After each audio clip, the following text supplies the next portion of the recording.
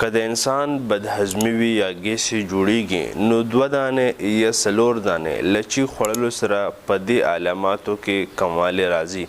دویم دا که چیرې د انسان په ساه کې بدبوی وي نو د دې لچي خوړلو سره سره د هغه په ساه کې دا بدبوی وقتي طور باندې ختمیږي او خوشبوی به ترې نه ځي. دریم دا چې د انسان هغه سیلونه کوم چې په سرمن کې یا په ټول وجود کې دي هغه زړېدو ته نه پرېږدي. او څلورم دا چې د ورکوټي تحقیق نه دا معلومه شوې ده چې د انسان بلډ پریشر کې بهتروالی راولي او د دې سره سره د انسان په وجود کې د پړسوب لږ شانتې کموالی هم راولي. نو که ستاسو نه کیدای شي روزانه 2 دانې یا 4 دانې لچي خامخا تاسو استعمالوئ. د دې نه علاوه څه معلومات تاسو ته نور پکار وي هغه تاسو په کمنټ کې ویلی شي.